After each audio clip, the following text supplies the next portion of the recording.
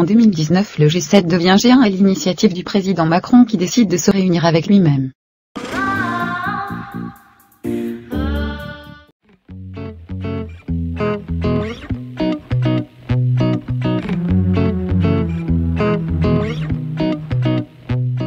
Au commencement était le G5, réunion informelle des ministres des Finances des 5 principaux pays industrialisés, États-Unis, Japon, Allemagne fédérale, France et Grande-Bretagne, qui se rencontraient régulièrement dans les années 70 pour discuter de la bonne marche de l'économie mondiale.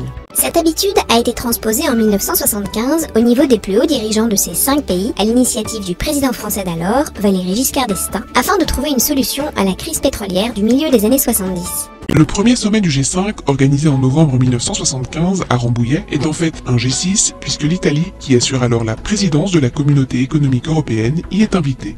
Dès le deuxième sommet, en 1976 à Porto Rico, la présence du Canada est institutionnalisée. Le G7 était né. En 2014, le G8, qui incluait la Russie depuis 1998, est redevenu le G7 suite à l'exclusion de ce pays consécutive à l'annexion de la Crimée. En 2019, le G7 devient G1 à l'initiative du président Macron qui décide de se réunir avec lui-même. Biarritz, ses plages, ses terrasses, quelques inquiétudes chez les professionnels. En tant que commerçant, on n'a pas compris pourquoi c'était en plein mois d'août en fait. Biarritz va vivre quelques jours sous haute sécurité. En zone rouge, tout le littoral sera fermé à la circulation. En zone bleue, une zone dite de protection qui s'étend jusqu'aux principaux axes routiers et qui sera uniquement accessible sur badge pour les riverains. Plus d'accès à la plage, plus d'accès aux terrasses de bord de mer pour les touristes. Alors forcément, du côté des écoles de surf ou des restaurateurs, on craint un manque à gagner.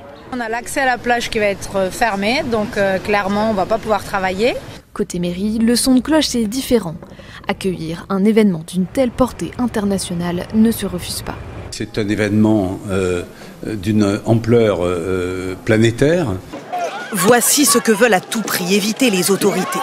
De violence et de heurts avec la police, comme ici en 2015 en Allemagne.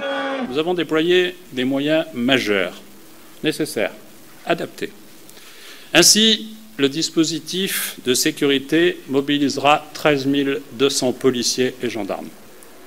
Le dispositif de sécurité est donc considérable. Rien n'est trop bon pour protéger le jupitérien président Macron. Des gilets jaunes sont recrutés dans la police pour éviter d'éventuels débordements. Pendant toute la durée du G1. Pendant toute la durée de cette très importante conférence internationale, le président Macron a débattu avec lui-même. Il a abordé tous les grands problèmes. L'Europe. L'Italie avec la démission du Premier ministre. La taxe mondiale sur les GAFA. Le nucléaire iranien. La place de la Russie. Le Brexit. Il a eu de grands débats avec sa propre personne. Des discussions animées, en même temps, contradictoires. Sans oublier que ce G1 était consacré au thème des inégalités. Il a fini par parvenir à un accord avec lui-même. Un accord obtenu à l'arraché, après de nombreux compromis. Le président Macron s'impose ainsi comme le leader du monde.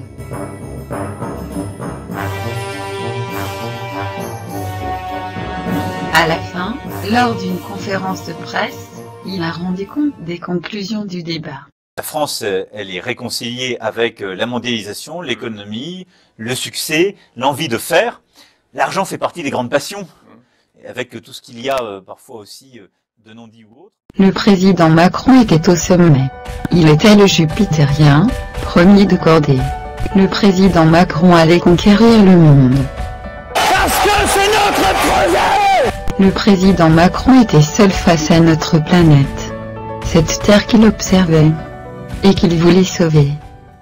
Cette vidéo vous a plu? Alors, faites un like et abonnez-vous.